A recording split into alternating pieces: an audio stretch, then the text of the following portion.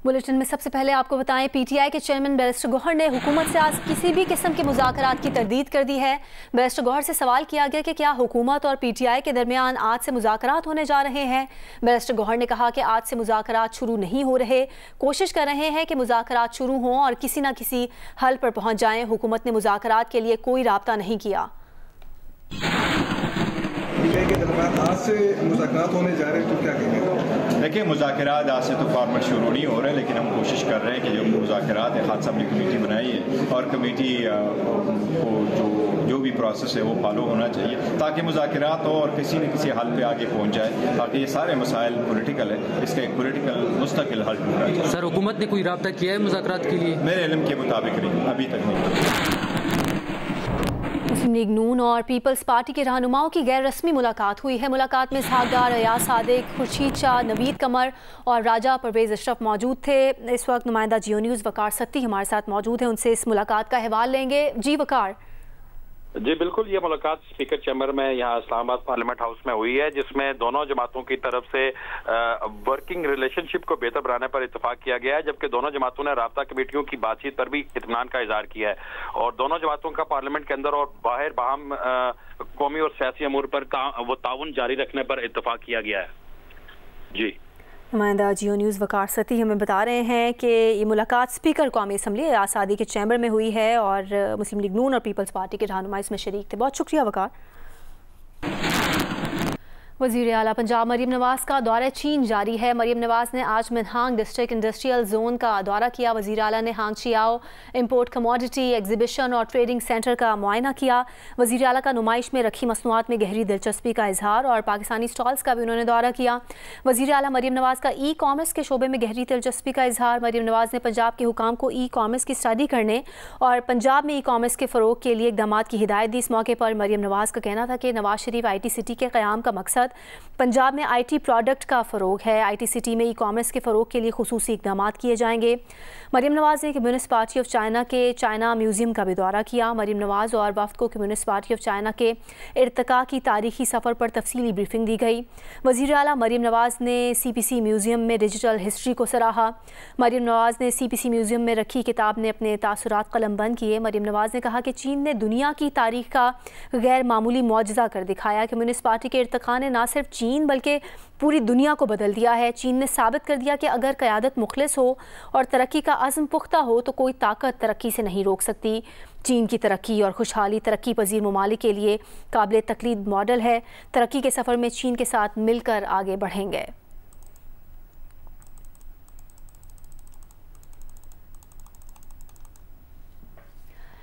ICC champions trophy के हवाले से आपको अपडेट करें कि ICC चैंपियंस ट्रॉफ़ी के मामले पर भारतीय मीडिया का नया दावा सामने आ गया है। भारतीय मीडिया का कहना है कि BCCI चैंपियंस ट्रॉफ़ी फ्यूजन फार्मूले पर खेलने के लिए राज़ी है, लेकिन भारतीय बोर्ड फ्यूजन फार्मूला अपने इवेंट्स पर लागू नहीं करना चाहता।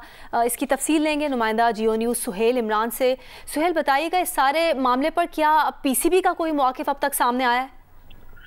जी, पाकिस्तान क्रिकेट बोर्ड के जो करीबी राय हमारे उनसे बात हुई, उनका यही कहना है कि अभी तो मुज़ाकराती अमल भी जारी है, इसके ऊपर गुफ्तगू जारी है और अब तक कोई इसके ऊपर हतमी फैसला नहीं हुआ। लेकिन भारतीय मीडिया की तरफ से जिस तरह की भी खबरें सामने आ रही हैं उस पर किसी किस्म की कोई सच्चाई नहीं है। फ्यूजन मॉडल के ऊपर ही ICC चैंपियंस ट्रॉफी खेली जाएगी और इस हवाले से पाकिस्तान क्रिकेट बोर्ड के जो हाई ऑफिशियल्स हैं वो दुबई में मौजूद हैं और उनकी ICC के साथ बातचीत का सिलसिला जारी है और इस इम्कान का जाहिर किया गया है कि इसी हफ्ते के अंदर अंदर ICC चैंपियंस ट्रॉफी के हवाले से किसी नतीजे पर पहुंचा जाएगा। लेकिन दूसरी जानब जो भारतीय मीडिया इस चीज का दावा कर रहा है कि पाकिस्तान जो मैचेस हैं जो ICC इवेंट के इंडिया में होने जा रहे हैं वो आकर उसको खेलने पड़ेंगे। भारत उससे दस्तबरदार नहीं होगा, जबकि ये जो चैंपियंस ट्रॉफी है ये फ्यूजन मॉडल के तहत ही खेली जाएगी और अगर पाकिस्तान जोर देता है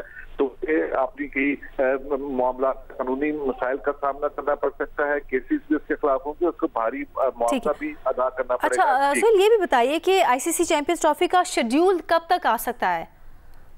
इस हवाले से जो इजलास हैं वो मुज़ाकराती अमल है वो दुबई में जारी है, जिसमें पाकिस्तान क्रिकेट बोर्ड के हाई ऑफिशियल्स भी दुबई में मौजूद हैं और उनकी बहरास्त आईसीसी के एग्जीक्यूटिव के नुमाइंदे हैं उनके साथ बातचीत का अमल जारी है। 1-2 पॉइंट ऐसी हैं जिसके ऊपर अभी भी हतमी नतीजे पर पहुंचना बाकी है, लेकिन जो फ्यूजन मामला है जो क्रिकेट बोर्ड के हमारे जराये तस्दीक करते हैं कि उसके ऊपर किसी किस्म का कोई भी डेडलॉक नहीं, उसके साथ कुछ ऐसे मामला हैं जिनको हतमी शक्ल दी जा रही है, जिसमें पाकिस्तान से अगर वो 5 मैचेस जाते हैं उसका माली नुकसान किस तरह पूरा किया जाएगा, इस तरह, और इसके साथ साथ शेड्यूल है और उसके दूसरे मामला हैं, उनको हतमी शक्ल देने की वजह से थोड़ा सा ताखीर हो रही है इस मामले में। लेकिन इम्कान यही जाहिर किया जा रहा है कि इसी हफ्ते के अंदर अंदर इस हवाले से पेशरफ कुछ पॉजिटिव भी सामने आएगी और शेड्यूल का अनाउंसमेंट भी हो सकता है।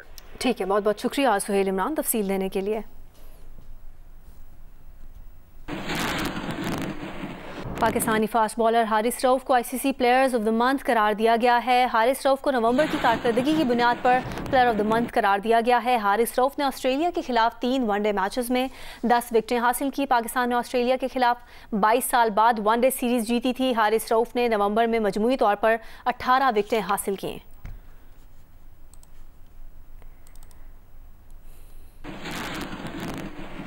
पहले T20 इंटरनेशनल में जनूबी अफ्रीका ने पाकिस्तान को 11 रन से हरा दिया। होम टीम ने 9 विकेट पर 183 रन बनाए। डेविड मिलर ने 83 और जॉर्ज लिंडे ने 48 रन की जारहाना इनिंग्स खेली। हदफ के ताकुब में पाकिस्तान टीम 8 विकेट पर 172 रन बना सकी। कप्तान मोहम्मद रिजवान ने 62 गेंदों पर 74 रन बनाए, लेकिन टीम को जितवा न पाए। दूसरा T20 जुम्मे को खेला जाएगा। डरबन में पाकिस्तानी बॉलर्स ने अच्छा आगाज किया। पहली जब शाहीन ने लगाई, वैन एंडरसन 0 पर आउट। फिर अबरार अहमद ने मैथ्यू और रिजा हेंड्रिक्स को चलता किया। 28 रन पर 3 विकेटें गिर गईं। जिसके बाद डेविड मिलर ने 82 रन की जारहाना इनिंग्स खेली। जॉर्ज लिंडे ने भी 48 रन बनाए। जनूबी अफ्रीका का स्कोर 9 विकेट पर 183 रन रहा। शाहीन आफरीदी और अबरार अहमद ने 3-3 खिलाड़ियों को आउट किया। अब्बास आफरीदी ने 2, सुफियान मुकीम ने 1 विकेट हासिल की। हदफ के ताकुब में पाकिस्तान की पहले विकेट 16 रन पर गिरी। बाबर आजम बगैर कोई रन बनाए आउट हुए। साइम आए 15 गेंदों पर 31 रन बनाए। उस्मान खान 9, तैयब ताहिर 18 रन बनाकर लौट गए। दूसरी जानिब से कप्तान मोहम्मद रिजवान रन बनाते रहे, लेकिन मतलूबा रेट भी बढ़ता गया। इनिंग्स का 18वां ओवर जॉर्ज लिंडे ने किया और शाहीन आफरीदी को 9, इरफान खान को 1 और अब्बास आफरीदी को 0 पर आउट करके मैच अपनी टीम के हक में कर दिया। रिजवान ने 62 गेंदों पर 74 रन बनाए, लेकिन टीम को ना जितवा पाए। टीम का स्कोर 8 विकेट पर 172 रन रहा। जनूबी अफ्रीका ने मैच 11 रन से जीतकर सीरीज में 1-0 की बढ़तरी हासिल कर ली। चेयरमैन पीटर बेरेस्टगोहर ने कहा है कि 9 मई की धूल बिठाएं, आगे बढ़ें, दोबारा सड़कों पर आने पर मजबूर ना करें। ऐवान हमें इंसाफ दे। कौमी असम्बली में ख्वाजा आसिफ को मुखातिब करते हुए कहा कि ख्वाजा आसिफ इतने सीनियर हैं, क्या उन्हें जेब देता है कि कहें कि गोली नहीं चली? अगर फायरिंग हुई है तो उसकी जिम्मेदारी भी आयद होनी चाहिए। हुकूमत इतना ही हौसला कर ले कि कह दे कि गोली चली है, मुतासरीन को मुआवजा अदा कर दें। हुकूमत से मुज़ाकरात के लिए कमेटी इसलिए बनाई कि गलतियों को ठीक किया जाए, इसे कमजोरी ना समझा जाए। PTI ऐवान से इंसाफ चाहती है। हर चीज की एक हद होती है। जनाब स्पीकर, मैं समझता हूं इस ईवान के लिए भी शोक का दिन है, क्योंकि इसके दस्तक पे 12 बंदे शहीद हुए हैं। ये कौम जवाब भी मांगेगी, एहतिसाब भी मांगेगी।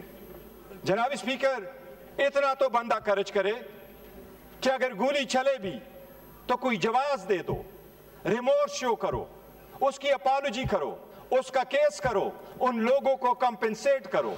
ख्वाजा साहब, आपके तजर्बे से हम पैदा लेना चाहते हैं। सबसे ज्यादा, मेरी उम्र से ज्यादा आप इस ईवान में रहे हैं। आपको यह जेब देता है कि आप कहते हैं एज ए लीडर, आप ये कहते हैं कि गोली तो चली नहीं है, वो बंदे मरे हैं, हम अपने खानदान के खानदान उजाड़ करके रख चुके हैं। हमने कमेटी इसलिए बनाई कि इसको कमजोरी न समझे, जितनी गलतियां हुई है उसको रेमेडी कर ले। 9 मई की धूल अब बैठनी चाहिए। हकीकत की तरफ देखो। अगर आप कमीशन नहीं बनाते, आप लोगों का नहीं करते, तो ये धूल आप बिठाएं, आगे की तरफ बढ़े। लेकिन सबसे पहले हमारा मुतालबा है कि जो रिस्पॉन्सिबल लोग हैं इनको जस्टिस करवाए।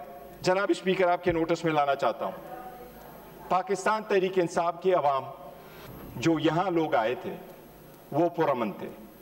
इस बात की सख्ती से तरदीद करता हूं कि उनमें से किसी के पास वेपन मौजूद था।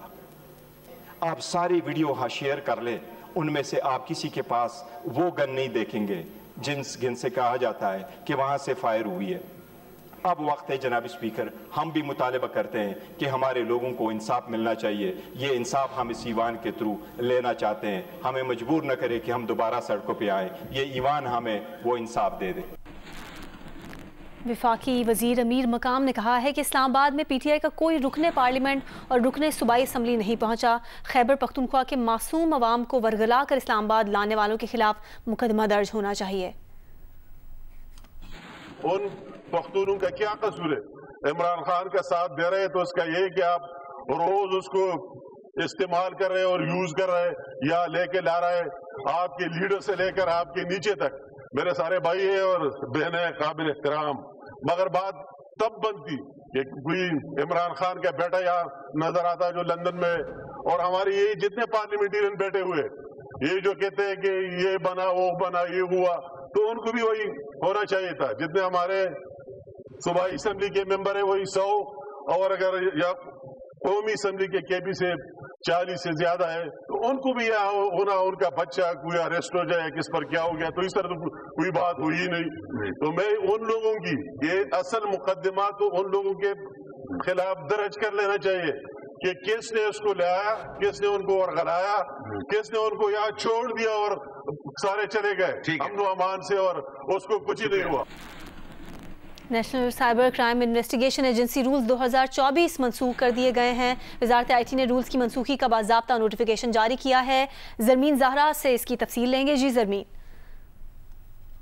क्राइम इन्वेस्टिगेशन एजेंसी रूल्स 2024 मनसूख कर दिए गए हैं। वजारत IT ने रूल्स की मनसूखी का बाज़ाब्ता नोटिफिकेशन जारी किया है। वजारत IT के नोटिफिकेशन के मुताबिक रूल्स मनसूखी का इतलाक 17 अक्टूबर 2024 से किया गया है और काबीना ने 17 अक्टूबर को national cyber crime investigation rules मनसूखी की मंजूरी दी थी और काबीना की मंजूरी के बाद वजारत दाखिला ने वजारत IT को नोटिफिकेशन के लिए खत लिखा था और अब तकरीबन 1.5 महीने के बाद ये नोटिफिकेशन जारी किया गया है। बाज़ाब्ता इसका नोटिफिकेशन जारी किया गया है। बहुत शुक्रिया जरमीन तफसील देने के लिए।